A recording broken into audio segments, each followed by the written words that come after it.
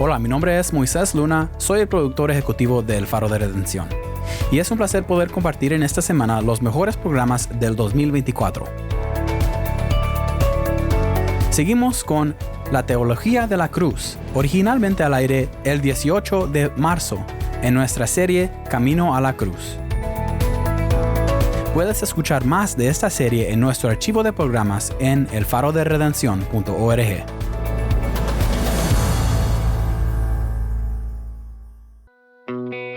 El reino del cielo no sigue las normas terrenales de jerarquía y prestigio, sino que valora el servicio desinteresado y bendice a los ciudadanos del reino por pura gracia y no por mérito. Y esto es algo que choca con nuestro ego, mi hermano, y nos cuesta trabajo entenderlo. Cuando servimos a Dios, es natural creer que merecemos algo, que debemos recibir alguna bendición adicional por lo mucho que hacemos, pero olvidamos que lo que recibimos de Dios es por pura gracia.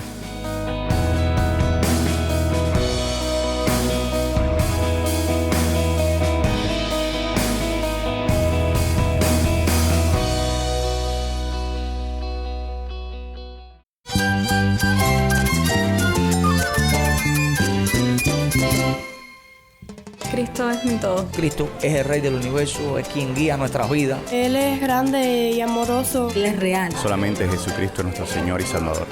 Es mi guía quien me fortalece. En Cristo Jesús hay esperanza, hay paz. Y nuestro Dios es un Dios de rescate. Estás escuchando el Faro de Redención. Cristo desde toda la Biblia, para toda Cuba y para todo el mundo. Hola, soy el pastor Dani Rojas, el director y locutor del Faro de Redención. Gracias por acompañarme hoy. Hoy comenzamos una nueva serie titulada Camino a la Cruz. Vamos a estar examinando esta semana algunos eventos y enseñanzas que aparecen en los evangelios antes de la entrada triunfal de Jesús en Jerusalén, la cual celebramos el Domingo de Ramos. Son textos y pasajes importantes porque nos muestran lo que Jesús quería que los discípulos entendieran antes de su muerte, cuando iba caminando con ellos hacia Jerusalén. Cosas que en realidad no entendieron plenamente hasta después de su resurrección. Hoy vamos a mirar cómo Dios nos llama a cambiar nuestra manera de pensar acerca del liderazgo en la iglesia. En el reino de Dios, los siervos lideran, los débiles son fuertes y Dios se glorifica así. Veremos también cómo la cruz de Cristo cambia nuestra manera de pensar acerca de cómo Dios obra en nosotros, algo que Martín Lutero llamó la teología de la cruz. Si tienes una Biblia, busca Mateo 20:20 y quédate conmigo para ver a Cristo en su palabra.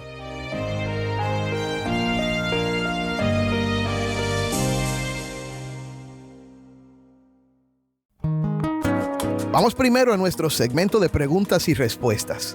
Cada lunes contestamos una pregunta que recibimos de nuestra audiencia y esta pregunta la hace alguien que prefirió que no usáramos su nombre. Aquí está la pregunta. Si Dios es por nosotros y no nos ha dado un espíritu de temor, ¿por qué debemos seguir temiendo a Dios? Gracias por la pregunta. La salvación es por la gracia, por medio de la fe, y es un don de Dios. Eso nos dice Efesios 2:8.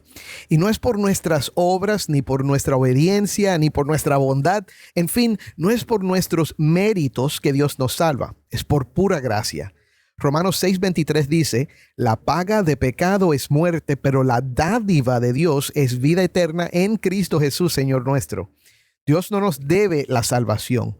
Nos la regala cuando recibimos por fe a Jesucristo como nuestro Salvador. Sin embargo, Proverbios 9:10 dice, el principio de la sabiduría es el temor del Señor y el conocimiento del santo es inteligencia. Cuando enfatizamos que la salvación es un regalo y que no es por obras, no estamos diciendo que a Dios no le importa lo que hacemos. Solo hay que mirar a la cruz para entender lo que Dios piensa del pecado. Estuvo dispuesto a enviar a su Hijo a morir en la cruz por nuestra maldad. Y por esto no debemos creer que no le importa cómo vivimos. Tememos a Dios porque Él es santo y lo debemos honrar, amar y temer como un Dios santo. En el Antiguo Testamento vemos que Dios mató a dos hijos de Aarón, el sumo sacerdote y hermano de Moisés, porque no respetaron la santidad de Dios. Dios le dijo a Aarón después del evento: como santo seré tratado por los que se acercan a mí, y en presencia de todo el pueblo seré honrado. En el Nuevo Testamento, Ananías y Zafira, una pareja que trató de mentir acerca de una ofrenda, murieron de repente por mentirle, no solo a los hombres, sino al Espíritu Santo. Dios es nuestro Padre y somos sus hijos. Él nos salva y perdona por su gracia, pero nos llama a ser santos como Él es santo. Segundo de Corintios 7:1 nos dice: limpiémonos de toda inmundicia de la carne y del espíritu, perfeccionando la santidad en el temor de Dios. Mi hermano, Dios es bueno y misericordioso, pero no deja de ser santo y digno de honor y obediencia. Nos acercamos a Él con temor y temblor, sabiendo que Él sigue siendo un Dios santo que desea transformarnos y conformarnos a la imagen de su Hijo amado. Nos disciplina con su amor cuando somos desobedientes, y por esto le tememos. Este temor es el principio de la sabiduría y nos perfecciona, o sea, nos hace madurar en la santidad. Sin embargo, podemos confiar que su disciplina no nos descalifica de ser sus hijos, porque tenemos nuestra mirada y esperanza puesta en Cristo y su promesa, y no en nosotros mismos. Tememos, pero aún así descansamos en su gracia. Esa promesa de la gracia es lo que nos hace saber que Él es por nosotros y no contra nosotros. Espero que esta respuesta te ayude a temer a Dios y a la vez descansar y regocijarte en la gracia de Dios. El lunes que viene contestaremos otra pregunta. Si tienes algo que quieres saber acerca de la Biblia, la teología o la vida cristiana, puedes enviar tu pregunta por Instagram, Facebook o nuestro canal de Telegram, y también por WhatsApp al número 1-909-237-8762. Y grábala para que podamos oír la pregunta en tu voz. Y ahora vamos a nuestro estudio de hoy.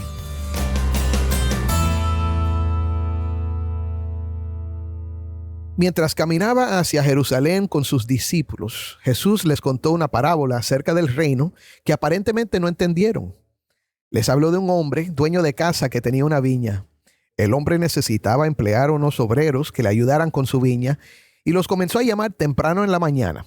Les ofreció una cierta cantidad por su labor. En 4 ocasiones distintas llamó a otros obreros para seguir trabajando en la viña ese día. Y los últimos que llamó trabajaron una sola hora.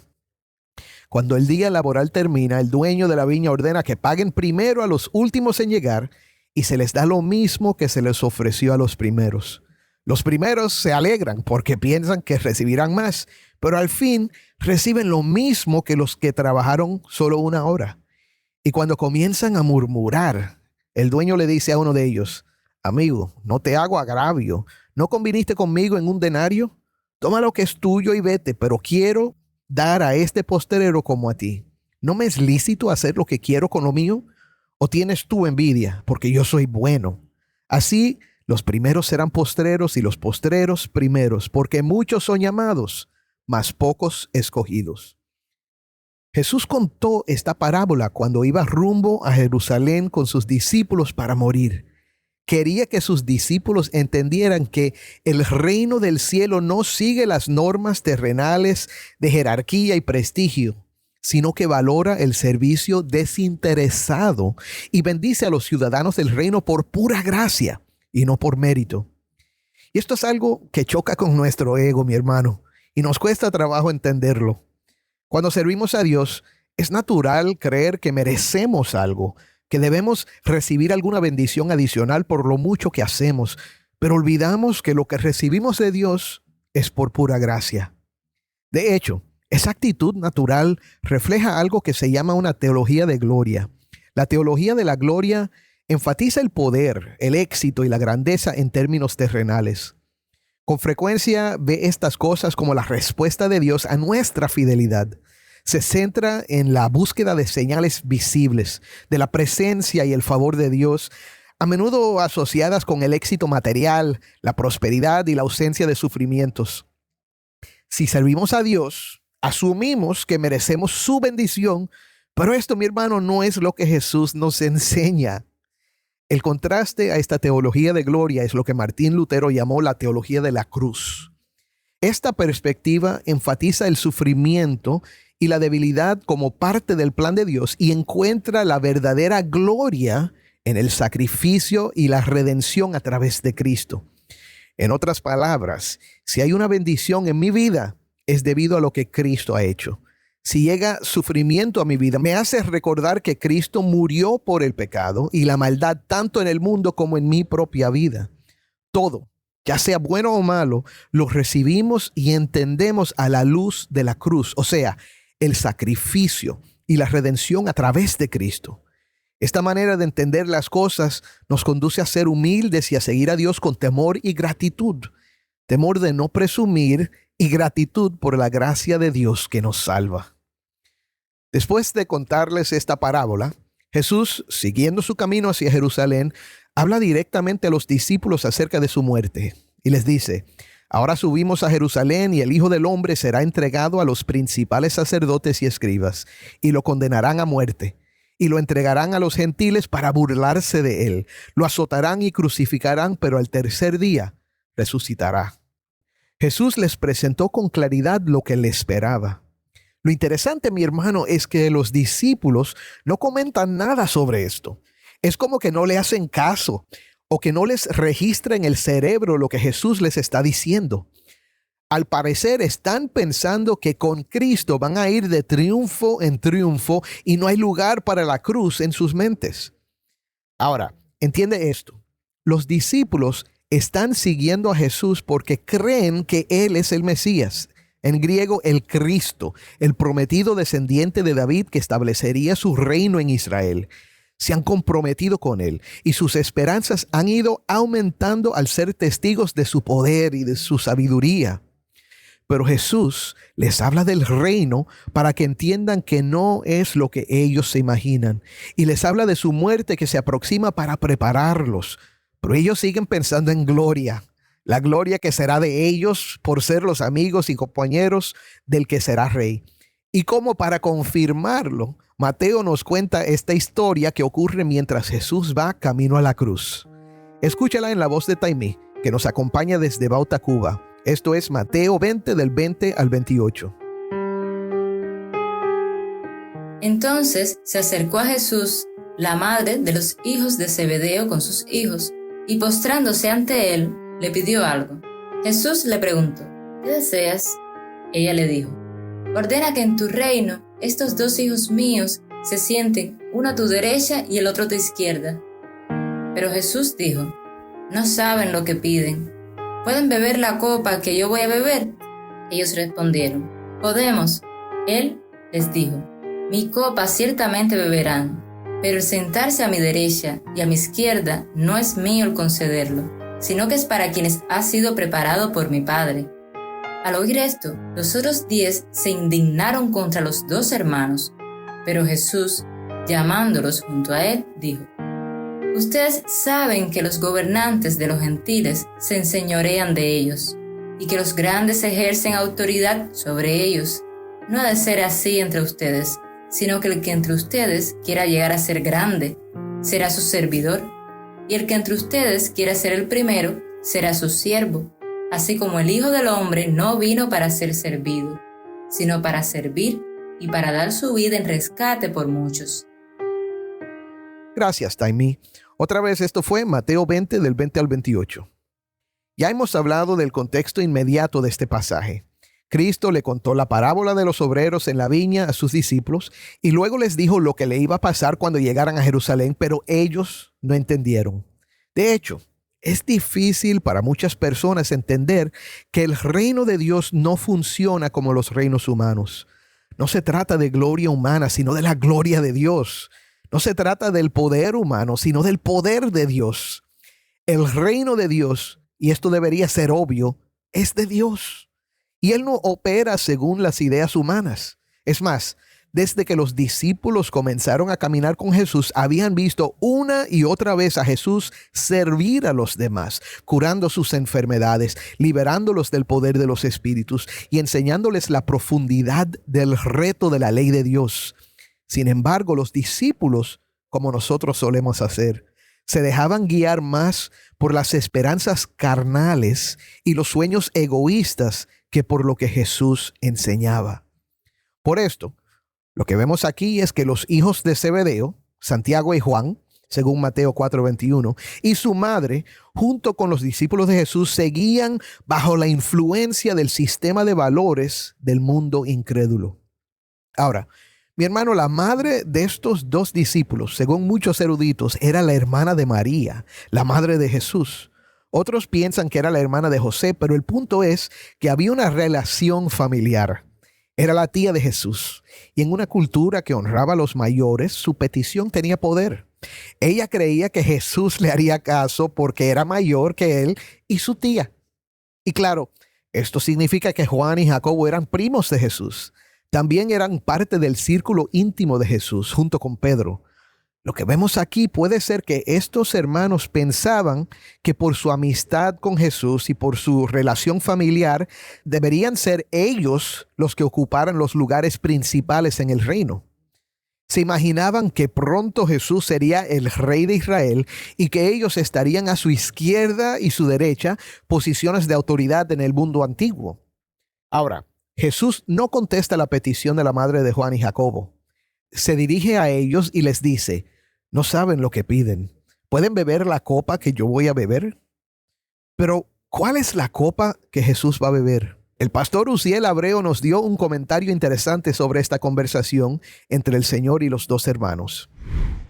Es curioso que estos hermanos hagan esta petición porque el texto nos enseña que Jesús 3 veces ha anunciado ya su muerte, y justo el texto que anteriormente expone la Escritura es que Jesús por 3ª vez anuncia su muerte. Y por eso la pregunta de Jesús cuando ellos le piden estar a su derecha o a su izquierda, pueden beber la copa que yo voy a beber. Y a mí me da mucha gracia cómo ellos pueden responder así tan plenamente: podemos. Y son sinceros en la respuesta. El único problema es que realmente no podían hacer eso. La copa es una alusión clara a la ira, al juicio que viene sobre Jesús por el pecado de su pueblo. Y no había ningún hombre que fuera, digamos, la propiciación correcta para recibir toda esa ira. Por eso se hizo necesario que Dios se encarnara, que Dios viniera a la tierra en un escándalo, un escándalo divino. Dios viniera a la tierra y se encarnara, porque era solamente Dios, el 3 veces santo, el Cordero perfecto, Jesucristo, el que podía aguantar todo el juicio y aguantar toda la ira de Dios. Dicho de otra manera, Jesús se hizo oprobio para que nosotros brillásemos. Jesús asumió toda la ira del Padre para que nosotros solo recibiésemos el amor y la misericordia del Padre. Entonces, es un poco iluso ver cómo estos hermanos piden esto, pero también a la misma vez responden: sí, podemos beber la copa que tú vas a beber. Ellos no tenían ni idea del juicio que le sobrevenía a Jesús. Sin embargo, Jesús sí sabe el juicio que se le viene encima. Jesús es Dios y Él también es omnisciente. Él sabe todas las cosas y Él sabe la ira que Él mismo como Dios siente contra el pecado. Él sabe el juicio que viene.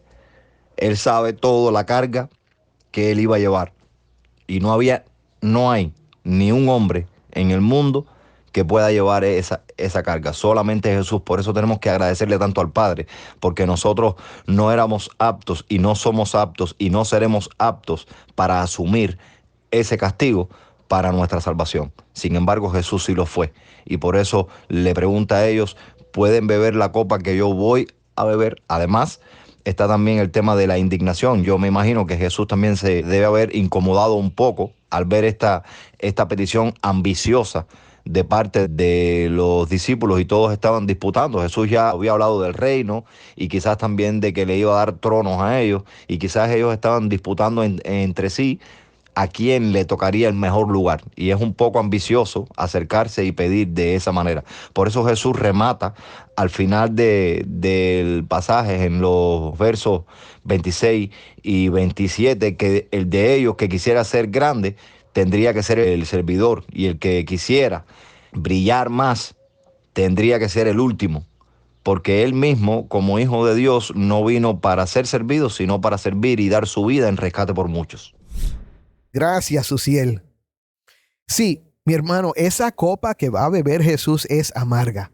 Incluirá la traición de Judas, el rechazo de su pueblo, su condena injusta, las burlas de los gentiles y el oprobio de la cruz. Pero más que eso, será la copa de la ira de Dios que nos tocaba a nosotros debido a nuestros pecados, con el fin de redimirnos y darnos vida a través de su muerte y resurrección. Pero como ellos no lo entienden, dicen, podemos. No se imaginan lo que están diciendo. No tienen ni idea. Solo están soñando con la gloria. Danos poder porque lo merecemos. Danos autoridad porque nos hemos comprometido contigo. Ahora Jesús les dice que sí beberán de la copa, pero no será la copa de gloria que ellos anhelan. Jacobo moriría por la espada de Herodes poco después de la ascensión de Jesús, el primer mártir entre los apóstoles. Juan viviría una larga vida, pero sufriendo persecuciones, y según la tradición sobrevivió cuando lo metieron en un caldero de aceite hirviente. Sí, dice Jesús, beberán de mi copa, pero el sentarse a mi derecha y a mi izquierda no es mío el concederlo, sino que es para quienes ha sido preparado por mi Padre. Ahora los demás discípulos se indignaron al oír lo que los hermanos pidieron, pero no porque eran menos carnales, solo les molestó porque no se les ocurrió a ellos hacerlo primero. Jesús entonces los tomó y les dijo lo siguiente: ustedes saben que los gobernantes de los gentiles se enseñorean de ellos y que los grandes ejercen autoridad sobre ellos. No ha de ser así entre ustedes, sino que el que entre ustedes quiera llegar a ser grande será su servidor, y el que entre ustedes quiera ser el primero será su siervo. Así como el Hijo del Hombre no vino para ser servido, sino para servir y para dar su vida en rescate por muchos. Mi hermano, esta es la gran lección que Jesús quiere que entendamos. Nuestra vida viene a través de la muerte de Cristo. Nuestra gloria viene por su oprobio, y ahora nos llama a tener esa misma actitud. Jesús, nos dice el autor de la epístola a los Hebreos, por el gozo puesto delante de él, soportó la cruz, despreciando la vergüenza, y se ha sentado a la diestra del trono de Dios. Así es que debemos vivir y servir a Dios en este mundo, sirviendo a Dios con humildad, amando porque Él nos amó primero, perdonando como hemos sido perdonados, siempre con los ojos puestos en Cristo. Quizás sería bueno hacer una pregunta aquí. ¿Para qué se encarnó el Hijo de Dios? Cuando sabemos la respuesta a esta pregunta, podemos entender por qué Cristo le habla de esta manera a sus amigos, a sus discípulos. Cristo se encarnó para entregar su vida en rescate por muchos. Esta es la teología de la cruz. Nos cuesta entenderla porque nuestra carne la resiste, pero no obstante es la manera gloriosa en que Dios obra. Gerhard Forde, un teólogo alemán, la explica de esta manera. Dios hace su obra ajena e iracunda antes de hacer su obra propia y amorosa. Hace vivir matando, lleva al cielo pasando por el infierno, hace brotar la misericordia de la ira. Y mi hermano, nos hace grandes haciéndonos siervos, nos exalta a través de la humildad, saca fuerzas de la debilidad, nos hace sabios a través de lo que parece locura. Gloria a Dios. Necesitamos abrazar esta teología, esa manera de pensar acerca de Dios y la vida que Él nos llama a vivir en este mundo. Ahora, hagamos la aplicación. En el mundo de hoy, muchos todavía pensamos como los discípulos. Muchas veces los que quieren ser líderes en la iglesia terminan abusando de sus posiciones porque todavía tienen la teología de la gloria en sus mentes. Voy a hacer cosas grandes para Dios. Voy a ser un gran pastor, un gran maestro, un gran líder de alabanza, un gran siervo del Altísimo. Esto es contrario al Evangelio y es una trampa del enemigo. Afecta el testimonio de la iglesia y trae sufrimiento a sus miembros. Le pregunté a mi amigo, el pastor Norberto Quesada de la iglesia Los Pinos Nuevos, Habana Vieja, acerca de esto. El ministerio florece en un espíritu de humildad y mansedumbre y de arrepentimiento continuo. Uno de las cosas que estamos viendo hoy que algunos ministerios están matizando de lo que ellos llaman sana doctrina, y yo pongo ahí sana doctrina entre comillas, porque aunque realmente tienen una sana doctrina, pero les falta el espíritu del Evangelio. Y yo creo que eso es una combinación perfecta. Lo que Jesús estaba mostrando ahí en ese diálogo con sus discípulos era justamente eso. Las posiciones de liderazgo no nos dicen exactamente que hay un espíritu de humildad en nosotros. Lo ideal sería que escalemos en posiciones de liderazgo y sobre todo en un entendimiento profundo de la sana doctrina, como Dios lo dice en su palabra, como Jesús lo vivió con sus discípulos en el Evangelio, como Pablo lo muestra después en las cartas, pero que esa sana doctrina no nos haga orgullosos ni arrogantes, que esa es la falsedad que vivimos, que vemos que en estos tiempos muchos ministros están viviendo en sus ministerios. Pero que el espíritu del Evangelio, el espíritu de humildad, el espíritu que caracterizó a Jesús siempre, sea para nosotros realmente un patrón.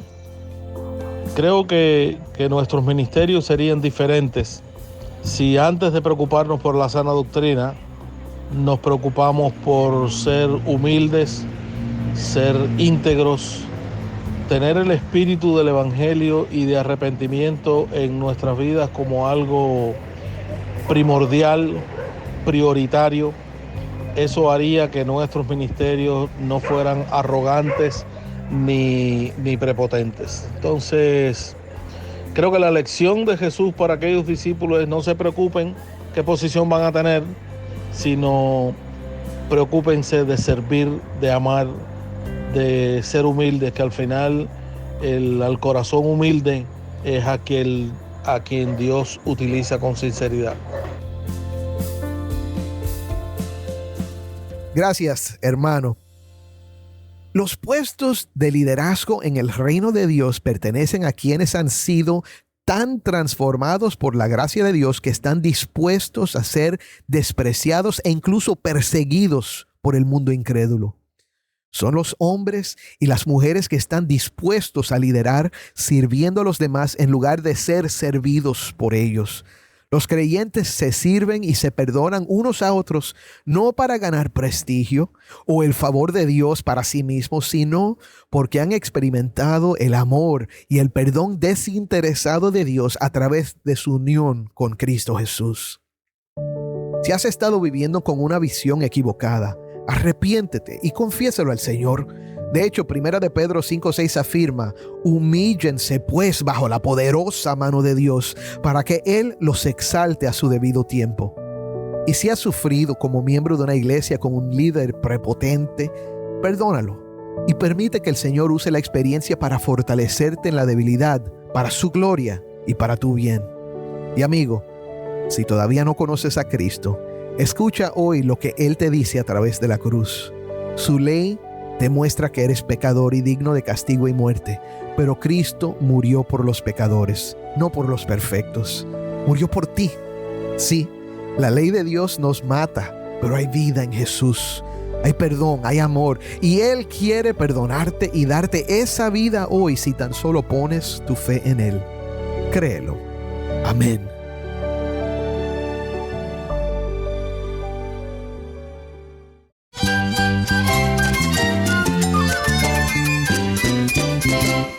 Soy el pastor Dani Rojas. Te invito a que me acompañes mañana aquí en el Faro de Redención, Cristo desde toda la Biblia para toda Cuba y para todo el mundo.